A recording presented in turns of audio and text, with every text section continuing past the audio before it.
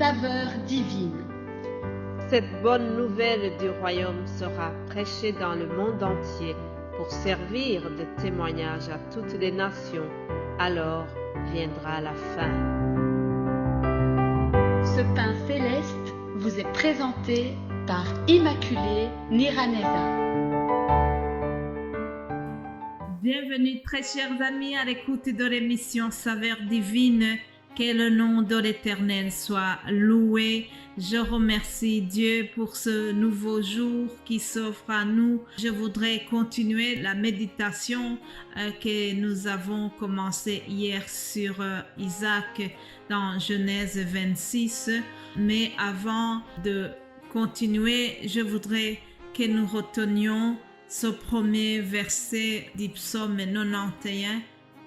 Le psaume 91 au verset 1, il est écrit « Celui qui demeure sous l'abri du Très-Haut repose à l'ombre du Tout-Puissant. » Celui qui demeure sous l'abri du Très-Haut repose à l'ombre du Tout-Puissant. C'est ce que nous pouvons déclarer concernant Isaac parce que il a vraiment vu l'assistance du Tout-Puissant.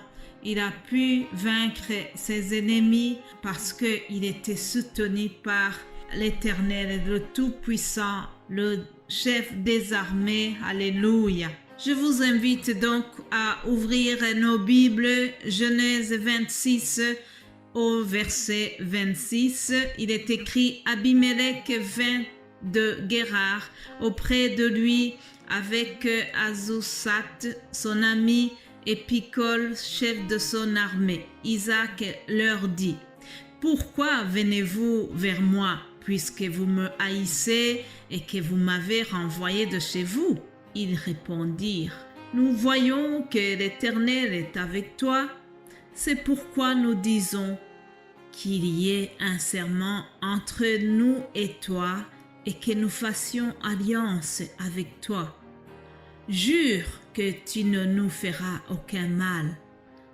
De même que nous ne t'avons point maltraité, que nous t'avons fait seulement du bien et que nous t'avons laissé partir en paix.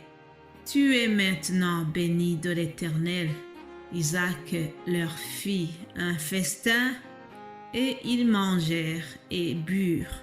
Ils se levèrent du bon matin et se lièrent l'un à l'autre par un serment. Isaac les laissa partir et ils les quittèrent en paix. Jusqu'ici la lecture, chers amis. Je vous rappelle que ce que nous avons vu hier, c'est que Isaac est réfugié chez les Philistins.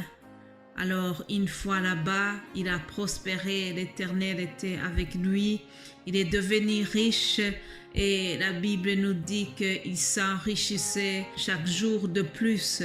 Alors cela a créé de la jalousie auprès des Philistins. Ils ont été très jaloux de lui, ils ont même comblé les puits qu'il avait creusés. Cependant, Isaac n'a pas riposté. Il n'a pas voulu faire la guerre à ces gens-là. Il a déménagé. Il a été dans une autre région. Il s'est rendu à Beersheba. Voilà, chers amis, il a eu une bonne attitude. Isaac est comparable vraiment à un chrétien qui est sur ce chemin vers le ciel. Vous savez, la marche du chrétien n'est pas toujours paisible, chers amis. Vous êtes d'accord avec moi que nombreuses attaques, que ce soit spirituelles ou physiques, surviennent dans la vie de chaque croyant. Alors, il nous faut garder la foi, il nous faut persévérer dans la prière pour continuer à mener ce combat, le bon combat de la foi, comme disait l'apôtre Paul. Alors, ce que nous venons de lire ici, c'est que, en fait, les ennemis de Isaac ont remarqué que l'Éternel était avec lui. Alors, ils se sont dit, nous allons retourner auprès de lui et nous allons négocier pour faire un contrat de paix avec lui, un serment entre nous et lui. C'est ce qu'ils ont fait. lorsqu'ils sont arrivés auprès de Isaac, nous voyons comment il a eu une très bonne attitude. En effet, au lieu de se venger, au lieu de leur faire des reproches, Isaac a réagi vraiment gentiment. Au verset 30, on nous dit qu'il a fait un festin pour ses ennemis. Il leur a donné à manger et à boire. Quelle grandeur d'esprit, chers amis! Je vous assure que pour pouvoir un comportement pareil, ce n'est ni par la puissance, ni par la force, mais c'est par le Saint-Esprit. Seul le Saint-Esprit peut nous donner la force et le courage de réagir comme ça devant nos ennemis. Jésus a dit, si on te frappe sur la joue droite, tends aussi la joue gauche. Je dirais que c'est ce qu'a fait notre ami Isaac. Il a vraiment été patient, il a été gentil envers ses ennemis et cela a porté des fruits. Ah, regardez comment ils se sont écriés en disant « Tu es maintenant béni de l'Éternel. » Alléluia. On voit vraiment que la promesse de Dieu à l'égard d'Isaac se réalisait. En effet, il lui avait dit, je serai avec toi, je te bénirai, alléluia, je te donnerai toutes les contrées à toi et à ta postérité. Et voilà la promesse qui se prolonge parce que Dieu est avec lui, chers amis. Même ses ennemis ont constaté que la faveur de Dieu était avec Isaac.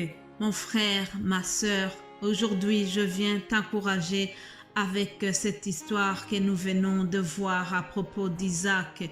Persévère si tu sens que tu es combattu de tous les parts. Je voudrais vraiment t'encourager à avoir la bonne attitude comme Isaac et l'Éternel sera avec toi. En effet, je voudrais déclarer aussi que toute arme forgée contre toi sera sans effet, et toute langue qui s'élèvera en justice contre toi, tu la condamneras. Tel est l'héritage des serviteurs de l'Éternel, tel est le salut qui leur viendra de l'Éternel. Alléluia. Alors, prends courage, cher ami.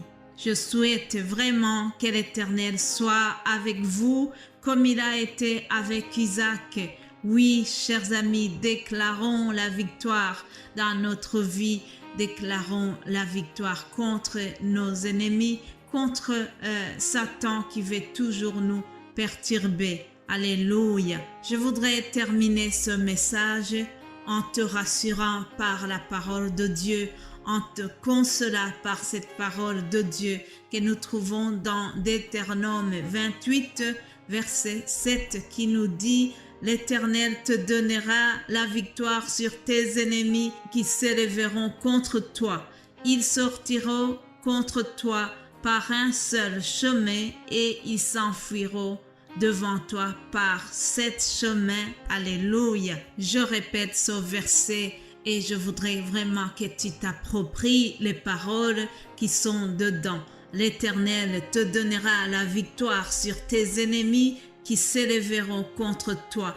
Ils sortiront contre toi par un seul chemin et ils s'enfuiront devant toi par 7 chemins. Au nom de Jésus-Christ, je le déclare. Amen. Amen.